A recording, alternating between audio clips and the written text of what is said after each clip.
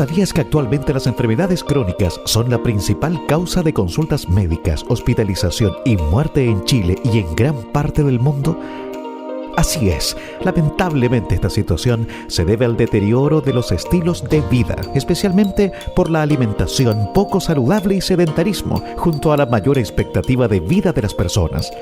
La última encuesta nacional de salud mostró que casi la mitad de los chilenos tiene riesgo cardiovascular moderado o alto y un aumento en las enfermedades crónicas como hipertensión arterial, diabetes y sobrepeso.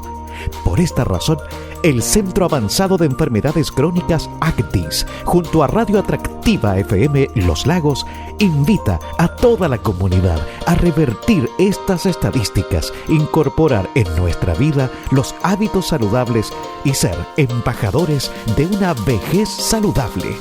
Todas y todos podemos contribuir a prevenir las enfermedades crónicas.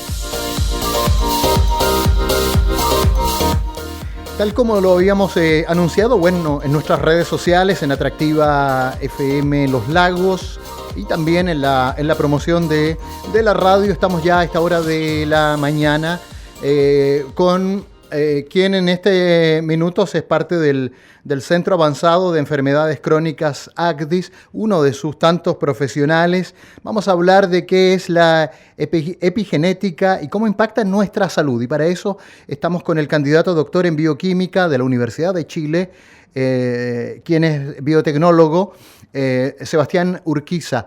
Sebastián Urquiza Zurich. Sebastián, ¿cómo estás? Gusto en saludarte. Feliz 2023. Hola, ¿qué tal, Miguel? Bueno, primero que todo, también feliz 2023 para ti también, que sea lo mejor y que vengan muchas cosas buenas. Bueno, muchas gracias. Sí, el desafío siempre es contribuir con nuestros auditores, con vuestra audiencia de ACDIS, también porque esta conversación luego se escucha en vuestras plataformas, en redes sociales, y para hablar de un tema que es bastante interesante y bastante desconocido, sobre todo el término, ¿cierto?, de qué es la epigenética. Así que preguntarte, Sebastián, de manera sencilla, ¿qué significa esta palabra? Y, bueno, algunos ejemplos, si está en la naturaleza, o qué es lo que nosotros podemos comenzar a saber respecto de este concepto. Ya, súper. Sí, Miguel, por supuesto. Mira, el tema de la epigenética es un concepto que de momento se de lleno uno la lee. Ya la palabra genética, por lo general, cuesta mucho entenderla o cuesta mucho explicarla con palabras simples. Pero a grandes rasgos, el tema de epigenética, la palabra epi, que viene antes, significa encima o unido a en griego. Por lo tanto, la epigenética lo que hace, pues, básicamente es estudiar los diferentes comportamientos de los genes y cómo el entorno o el ambiente que nos rodea puede influir en la función de esos genes. ¿Ya?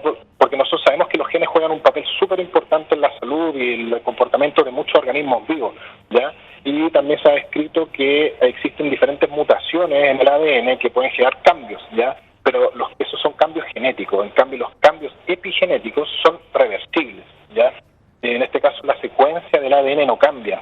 Entonces, la manera en que la epigenética actúa o describirla es cómo se lee el ADN para poder tener otra cosa diferente, ¿ya? Entonces, uno se preguntará cómo impacta la epigenética en general, pero uno tiene que remontarse un poco más y entender que, por ejemplo, en el cuerpo hay más de 200 tipos celulares distintos, ¿ya? ¿Y por qué es tan diferente una célula neuronal que una célula del músculo si tienen el mismo ADN? Entonces uno también va entendiendo que hay ciertos factores que actúan ahí que permiten discriminar y poder transformar una célula en neurona y una célula en músculo, ¿ya? Eso es lo que nosotros entendemos como patrones de expresión, que son los patrones de expresión, quieren decir en cómo los genes funcionan para poder construir una célula, ¿ya? Y poder diferenciarla de otra. Y el tema de la epigenética está muy involucrado en cómo estos cambios pueden cambiar de una generación a otra, de una célula a otra, de un organismo a otro. Por ejemplo, te coloco un ejemplo claro, es que tú tienes gemelos que tienen el material genético idéntico, pero si tú colocas un gemelo... Hablando, Sebastián, de gemelos, hablando de un hijo, para entender cómo varió la genética en mi herencia, ¿cierto? Hablando de dos hijos, de dos gemelos, ¿te refieres a eso? Sí, dos gemelos, dos personas con el genoma, que el genoma vendría a ser el conjunto de genes de un organismo, los gemelos son idénticamente, o sea, son idénticos a nivel genético, Sí. ¿ya? Entonces, si uno coloca al gemelo en otra parte del mundo, lo más probable es que en unos años más nosotros los volvamos a ver y hagamos un análisis genético de cómo se expresan esos genes y vamos a darnos cuenta que incluso la forma en que se ve la persona cambia. Y eso es lo importante de entender, que el entorno en donde vivimos, la alimentación, los hábitos, pueden llegar a cambiar a la persona de manera de los rasgos faciales, de los rasgos corporales. Ya entonces ahora nosotros podemos entender que la genética no es todo. Sí, sí. O sea, finalmente la epigenética estudia esos cambios hereditarios, es la que finalmente detecta que hay cambios, que hay diferencias, que con el paso del tiempo y el entorno ese gen cambió. Claro, y por ejemplo te doy otro ejemplo más claro. Vale, nosotros tenemos, por ejemplo, en una colmena de abejas, nosotros tenemos, está la abeja reina, están los obreros, están los zánganos. Esas tres tipos de abejas tienen el mismo material genético, pero uno de repente en una abeja reina que puede vivir hasta 28 veces más, coloca 2.000 huevos, y una obrera tienen el mismo material genético, pero se alimentan de jalea real. La reina se alimenta de jalea real, por lo tanto tiene otros nutrientes, pero son el mismo genoma, tienen los mismos genes. Entonces uno se pregunta, pucha, ¿cómo ocurre esto? ¿Ya? Y eso es gracias a la epigenética, ¿ya? Y eso también nosotros influye o nos describe que la alimentación y los hábitos, como yo decía al principio, sí pueden jugar un papel muy importante en no solamente mantenernos la salud, sino que esa desregulación, esos cambios bruscos de hábitos pueden desencadenar enfermedades. Y claramente el mundo está con el nivel de convulsión y de contaminación. Me quiero meter un poco en eso de la contaminación para poder poner, a ver si me das algunos ejemplos allí. Me imagino que ustedes desde el ámbito científico han tenido mucho más trabajo, porque obviamente la contaminación y este mundo globalizado hace que la epigenética se haya vuelto mucho más relevante desde el punto de vista de estudiar los cambios y el comportamiento que ha tenido el mundo en general, ¿o no, Sebastián? Claro, sí, de todas maneras. Y hoy en día, que como tú bien dices, Miguel, el tema del mundo cada vez más industrializado, el tema de, hoy en día igual estamos tomando un poco más de conciencia con el tema del reciclaje y todo, pero aún así hay ciertos compuestos químicos que son liberados al ambiente, que no solamente nos afectan a los seres humanos, sino también a los animales, ya en el entorno dentro del ecosistema. Sí. Por ejemplo, el humo del cigarro, o nosotros antes había una campaña de él como el fumador pasivo o el fumador activo también, pero se ha visto que el fumar puede resultar en cambio epigenético, ¿ya? Por ejemplo, en ciertas partes hay un gen que se llama AHRR. Los fumadores tienden a tener unos niveles que nosotros hablamos de epigenética, que se llama metilación, que es una modificación canónica o una modificación muy muy común con los estudios epigenéticos. Uh-huh. Y nosotros hemos visto que los fumadores tienen menos metilación en el ADN que los no fumadores. ¿Cómo así? ¿Cómo metilación? La metilación es una modificación química principalmente, que es una de las maneras en cómo funciona la epigenética, ¿ya? Uh-huh. Voy a entrar un poco más o menos para explicarle a la audiencia qué significa la metilación, porque también es una palabra muy nueva y una palabra que de repente llega muy fuerte. Sí. Y la metilación del ADN funciona agregando un grupo químico, ¿ya?, al ADN. ¿Ya? Por lo general ese grupo se agrega a lugares específicos del ADN, donde se bloquea a las proteínas que se unen el ADN. Y para darle más contexto, al colocar esos grupos químicos, nosotros estamos dando una manera de que el ADN se lea de otra forma, ¿ya? Entonces nosotros colocarle un bloqueo a esa lectura, entonces no se va a poder leer esa parte, no se va a poder leer muy bien sin esa modificación. Uh-huh. ¿Ya? Entonces, como yo decía al principio, esa metilación, ese agregar ese grupo químico es reversible. ¿Ya? Entonces nosotros podemos describir que entre esta reversibilidad de los procesos puede haber tendencia a cambios y puede llevar a enfermedades. De hecho, en los grupos que han estudiado investigaciones se están centrando en drogas o fármacos, mejor dicho, o medicamentos, los cuales apuntan a ese tipo de proteínas que se encargan de leer el ADN, ¿ya? Porque generalmente estas proteínas que cuando no leen muy bien el ADN empiezan a haber problemas, ¿ya? Entonces, este tema de los contaminantes o el tema cómo impactan en la sociedad o en el ADN también, por ejemplo, esta producción hay un compuesto químico que se llama el bifenol A o BPA. Ahí no sé si, Miguel, tú has visto de repente botellas de estas para tomar agua que dicen libre de BPA. Esto es principalmente porque la gran parte de la industrialización ocupa mucho para producir este tipo de material. Y este material se ha visto que a lo largo de los años puede causar metilaciones o agregar grupos químicos en el ADN, y esto puede perpetuar a la siguiente generación. Se ha visto que estos compuestos también pueden pasar a través de la placenta de las madres, ¿ya? Aún así, también el tema de, por ejemplo, llevándolo más como la placenta y el tema del embarazo, se ha visto que el tema de los fumadores, el tema de la exposición a estos contaminantes sí pueden generar cambios en el desarrollo del feto, en este caso el desarrollo del bebé o a largo plazo, sí. Pueden verse involucrados.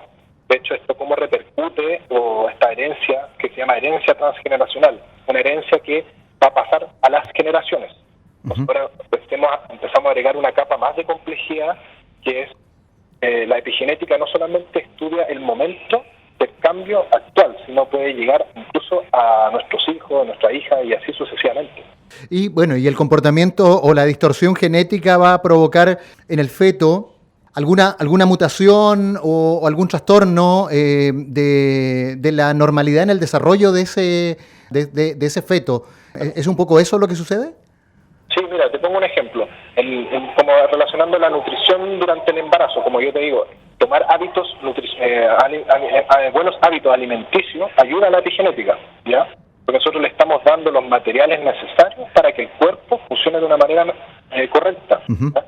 Entonces, por ejemplo, durante la nutrición durante el embarazo, se ha visto que tanto, como él decía, el entorno, el ambiente donde se desarrolla, donde está un embarazo, si se come alimentos saludables, ¿ya?, puede cambiar la epigenética del bebé, ¿ya? Por ejemplo, el alimento en ácido fólico, se ha visto que, bueno, en hojas verdes, en semillas de girasol, en otros tipos de nutrientes, se ha visto que ayuda a la síntesis de los precursores de la epigenética, ¿ya? De estos, que son estos bloques que ayudarán a tener una mejor salud, ¿ya?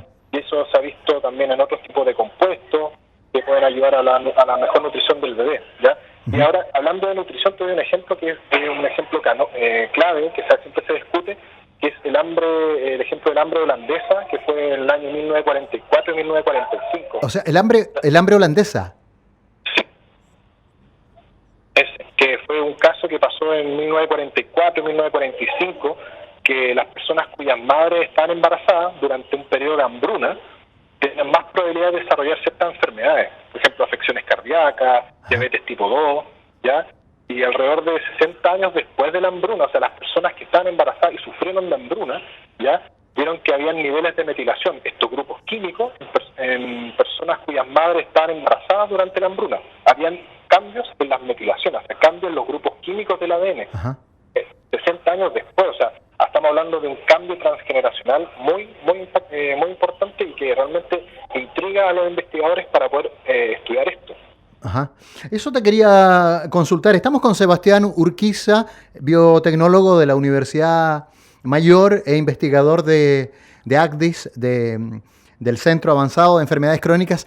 Desde tu área de investigación, explícanos de manera sencilla ¿qué haces o estudias en ACDIS? ¿Cuál es la búsqueda que ustedes están teniendo justamente en esta materia científica?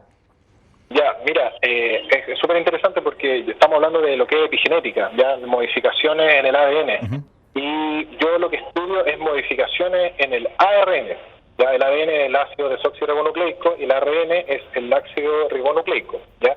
Y nosotros sabemos que el ADN es una molécula tan preciada que tiene que estar guardada en el núcleo, ¿ya? Y nosotros no podemos llegar a utilizar el ADN. Entonces es como si uno fuera una librería. Uno toma este ADN y uno transcribe el código o las instrucciones de cómo se forman las cosas. Y esa traducción, esa transcripción, nosotros la llamamos ARN.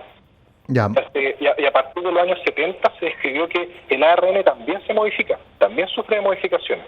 Pero a diferencia de la epigenética, esto se llama epitranscriptómica. un tema súper complicado, incluso hasta un trabalengua sale con el tema de poder decirlo, es complicado, pero básicamente lo que yo estudio es cómo las modificaciones en el ARN pueden afectar a la hipertrofia del corazón, específicamente la hipertrofia cardíaca. Ya. Una hipertrofia que sabemos que el corazón se hipertrofia, que crece en tamaño para suplir una carga, una demanda. Ya en este caso es una sobreexigencia en el trabajo del corazón por algo que funciona mal. Claro, una hipertrofia que se llama patológica. Entonces nosotros sabemos que también está la hipertrofia fisiológica, que pasa en los deportistas, que pasa en las embarazadas, pero esa hipertrofia que es fisiológica, que es buena en este caso, es reversible. Ajá. Pero la hipertrofia que es patológica, que es un tema que puede derivar a una enfermedad o una insuficiencia cardíaca, esa hipertrofia de momento es irreversible. Entonces yo estoy estudiando de cómo las modificaciones en el ARN pueden influir en la hipertrofia del corazón. Muy bien. ¿Y cómo se observa ese estudio, el avance de esta investigación? ¿Estás cruzando información con otras universidades, con colegas en otros puntos, ahí mismo en tu campus, en la Chile, o bien en el extranjero, para poder obviamente buscar una solución o encontrar, no sé si un antídoto? ¿Cómo le llamas tú a eso, Sebastián? Es básicamente descriptivo, entender cómo funciona. ¿Ya? Hay cosas que hay ciertas lagunas o ciertos espacios que aún no se conoce bien. Entonces lo que quiero yo es describir esas partes que aún están en blanco, ¿ya? Para poder entender cómo funciona esto, ¿ya? Y poder intentar buscar, por ejemplo, biomarcadores tempranos de hipertrofia, ¿ya?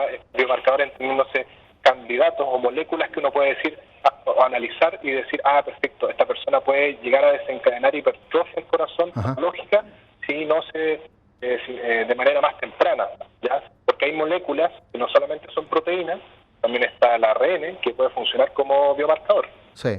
O sea, el biomarcador es como el camino malo. Aquí hay que prestar atención en esto para que no se desarrolle y provoque finalmente la hipertrofia. Sí, estos biomarcadores, que en este caso son moléculas específicas, nosotros decimos, si está esta molécula en nuestro modelo, es porque específicamente puede desarrollar hipertrofia o se puede desencadenar una hipertrofia patológica. Muy bien.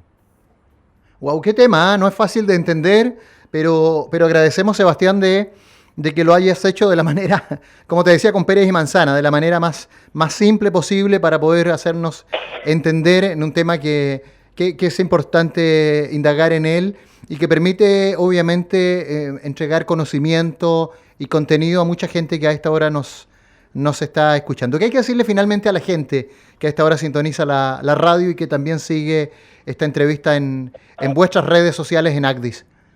Sí, no, y obvio, un mensaje para la gente de la audiencia es que, el tema de la nutrición es súper importante, el tema de mejorar los hábitos, incorporar el ejercicio, todo eso ayuda a la epigenética y a tus genes para que funcionen mucho mejor. Ese es mi mensaje para la audiencia, que tomen en conciencia para eso y las futuras generaciones.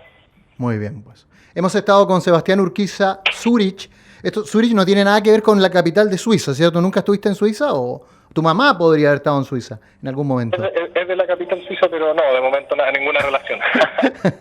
Bien, pues. Bien, agradezco el buen humor. Es candidato, doctor en bioquímica de la Universidad de Chile, te felicitamos por eso, e investigador ACDIS, lo que nos permite cada viernes estar conversando con este equipo de médicos y científicos sobre un tema en particular. Gracias, Sebastián, que tengas buena jornada y buen fin de semana.